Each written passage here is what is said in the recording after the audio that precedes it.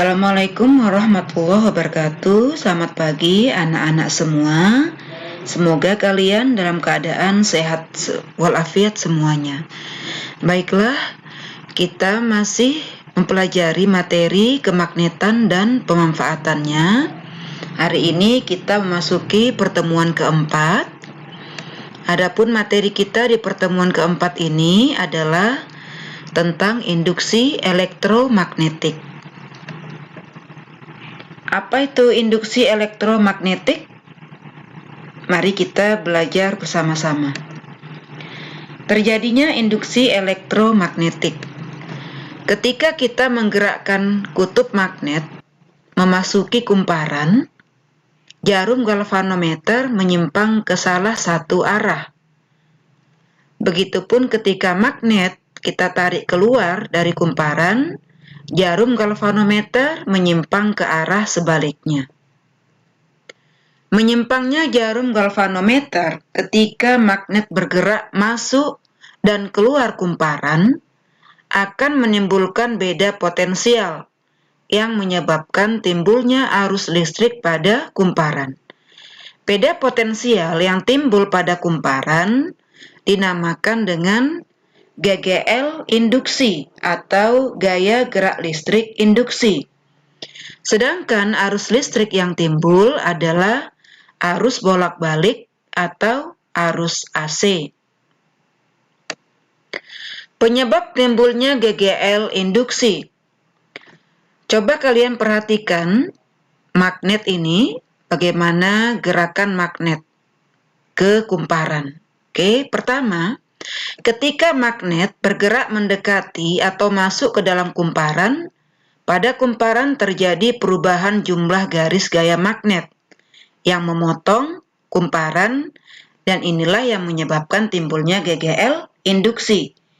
Begitu magnet berhenti, kumparan tidak mengalami perubahan jumlah garis gaya magnet. Akibatnya tidak timbul beda potensial atau GGL induksi. Kemudian ketika magnet keluar meninggalkan kumparan, pada kumparan kembali mengalami perubahan jumlah garis gaya magnet yang semakin sedikit. Akibatnya timbul beda potensial atau GGL induksi yang terbalik. Jadi dari sini dapat dikatakan bahwa penyebab timbulnya GGL induksi pada kumparan itu karena adanya gerakan dari magnet, yaitu masuk ke dalam kumparan dan keluar dari kumparan.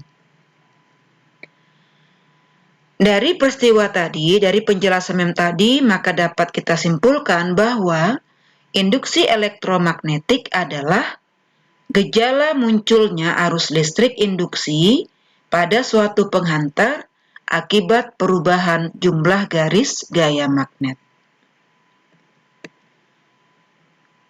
Faktor-faktor yang menentukan besar GGL induksi.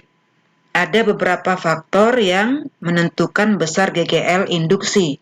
Yang pertama, banyaknya lilitan kumparan. Yang kedua, kecepatan keluar masuk magnet dari dan ke dalam kumparan. Ketiga, kekuatan magnet yang digunakan. Inilah 3 faktor yang mempengaruhi atau yang menentukan besarnya GGL induksi. Prinsip induksi elektromagnetik. Prinsip induksi elektromagnetik itu dapat kita jumpai pada beberapa alat. Salah satunya yang pertama adalah generator. Generator ini ditemukan oleh Michael Faraday. Fungsinya untuk mengubah energi kinetik menjadi energi listrik. Generator ada 2 macam, yaitu generator AC atau alternator, yaitu pembangkit listrik yang menghasilkan arus listrik bolak-balik. Yang kedua, namanya generator DC, menghasilkan arus listrik searah. Bagian-bagian generator. Bagian-bagian generator, ini adalah skema dari generator. Yang pertama namanya rotor. Ini adalah rotor. Apa itu rotor? Rotor adalah bagian generator yang berputar. Nih. Kemudian yang kedua adalah stator. Ini stator. Apa itu stator? Stator adalah bagian generator yang diam. Dengan kata lain, tidak bisa bergerak. Yang kedua, prinsip induksi elektromagnetik itu dapat dijumpai pada dinamo. Dinamo ini merupakan generator kecil yang biasa dipasang pada kendaraan sepeda motor atau mobil. Dinamo merupakan alat yang berfungsi untuk mengubah energi gerak menjadi energi listrik. Yang ketiga adalah transformator. Transformator ini sering juga dinamakan dengan nama trafo, yaitu alat yang digunakan untuk mengubah atau merubah tegangan listrik AC. Bagian utama transformator, ya, itu ada kumparan primer, ini adalah kumparan sekunder, ini adalah inti besi, kemudian ini adalah sumber tegangan AC. Ya, ini skemanya, kumparan primer, kumparan sekunder, dan inti besi. Inilah bagian utama dari transformator. Jadi transformator itu terdiri atas dua kumparan, kumparan primer dan kumparan sekunder. Transformator ada dua macam. Yang pertama adalah transformator step up. Ciri-ciri dari transformator step up. 1. Lilitan kumparan primer lebih sedikit daripada lilitan kumparan sekunder. Lilitan kumparan itu disimbolkan dengan N. Karena primer maka disimbolkan dengan NP. Maka dapat ditulis NP lebih kecil dari NS. Ciri yang kedua, tegangan primer lebih kecil dari tegangan sekunder. Dituliskan bahwa tegangan itu disimbolkan dengan huruf V, maka tegangan primer itu simbolnya Vp. Vp lebih kecil dari Vs. Ciri yang ketiga, arus sekunder lebih kecil dari arus primer. Arus listrik itu disimbolkan dengan lambang I. Jadi arus sekunder itu simbolnya adalah IS, lebih kecil daripada arus primer atau simbolnya adalah IP. Inilah 3 ciri dari transformator step up. Yang kedua, transformator step down. Ciri-ciri dari transformator step down, yang pertama, lilitan kumparan primer lebih banyak dari lilitan kumparan sekunder.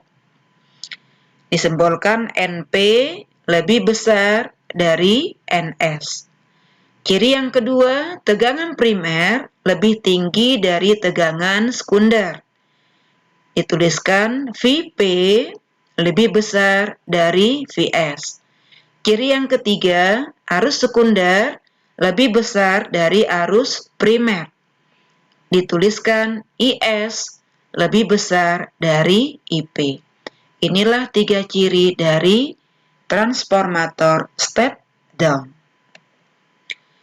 Baiklah, kita lanjutkan. Pada transformator, ini ada persamaan yang kita jumpai pada transformator. Pada transformator ideal berlaku persamaan NP per NS sama dengan Vp per Vs sama dengan IS per IP, di mana N adalah jumlah lilitan, V adalah tegangan, satuannya volt, I adalah kuat arus, satuannya ampere. Dari persamaan transformator ini, maka dapat kita simpulkan bahwa perbandingan jumlah lilitan transformator sebanding dengan perbandingan tegangan transformator, tetapi berbanding terbalik dengan perbandingan kuat arus listriknya. Lalu, daya yang masuk ke trafo sama dengan daya yang keluar dari trafo. Dituliskan, daya itu simbolnya P, daya masuk simbolnya PP, atau daya primer. Itu sama dengan daya yang keluar atau daya sekunder. Maka dituliskan PP sama dengan PS. Inilah persamaan pada transformator. Baiklah, kita masuk ke contoh soal. Sebuah trafo memiliki perbandingan lilitan primer dan sekunder 10:2. Dihubungkan ke sumber listrik 100 volt untuk menyalakan sebuah lampu 25 watt. Hitunglah tegangan listrik yang diserap oleh lampu dan kuat arus yang masuk ke dalam trafo. Baiklah, kita jawab bersama-sama. Dari soal diketahui NP banding NS sama dengan 10:2. VP itu sama dengan 100 volt. VP adalah tegangan primer. Kemudian PS yaitu daya sekunder sama dengan 25 watt. Ditanya adalah VS, tegangan sekunder atau tegangan listrik yang diserap oleh lampu, dan IP yaitu kuat arus yang masuk ke dalam trafo atau kuat arus primer. Ayo kita jawab. NP banding NS sama dengan VP banding VS. Ini adalah persamaan dari trafo.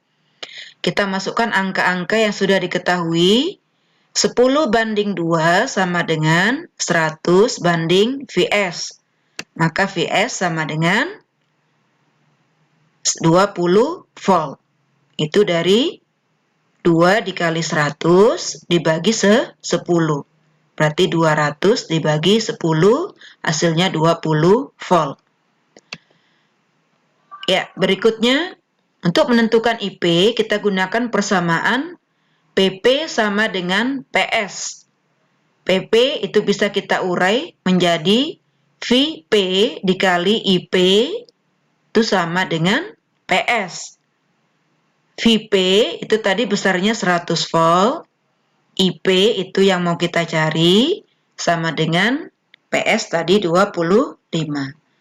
Jadi IP sama dengan 25 dibagi 100, hasilnya 0,25 ampere. Oke, baiklah, semoga kalian bisa memahami contoh soal tentang trafo yang sudah menjelaskan ini.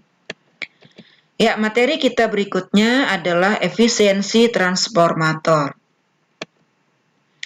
Daya listrik yang dihasilkan oleh sebuah trafo tergantung dari efisiensi trafo tersebut. Efisiensi trafo adalah persentase daya yang keluar dari trafo.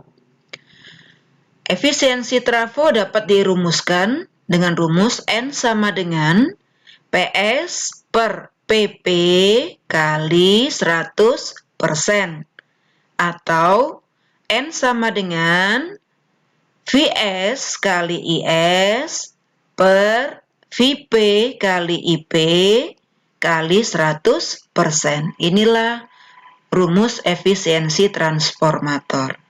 Baik, kita lihat contoh soalnya. Sebuah trafo memiliki perbandingan lilitan primer dan sekunder 10:1. Dihubungkan ke listrik 100 volt untuk menyalakan sebuah lampu 7,5 watt. Jika efisiensi trafo adalah 75%, berapakah arus listrik pada kumparan primer? Ayo kita jawab bersama-sama. Dari soal diketahui NP banding NS sama dengan 10:1. VP itu sama dengan 100 volt. PS itu sama dengan 7,5 watt. Efisiensi N sama dengan 75%. Ditanya IP atau arus listrik pada kumparan primer. Jawab. Persamaan efisiensi transformator dituliskan N sama dengan PS per PP kali 100%. Oke, kita masukkan besaran-besaran yang sudah diketahui. Berarti 75% sama dengan 7,5 per PP kali 100%. Selanjutnya, 75% itu kita ubah menjadi 0,75 sama dengan 7,5 per PP. Karena 100% itu sama dengan 1. Maka PP sama dengan 7,5 per 0,75, hasilnya 10 watt. Berikutnya, IP dapat kita cari dengan persamaan PP sama dengan VP dikali IP. PP tadi nilainya 10 watt, jadi 10 sama dengan 100 dikali IP. Maka IP sama dengan 10 dibagi 100, hasilnya 0,1 ampere. Inilah contoh soal tentang efisiensi transformator. Baiklah, sampai di sini materi kita pada pagi hari ini. Semoga kalian bisa memahami materi yang sudah menjelaskan. Sekian dan terima kasih. Selamat belajar. Sampai bertemu pada pertemuan selanjutnya. Assalamualaikum warahmatullahi wabarakatuh dan selamat pagi.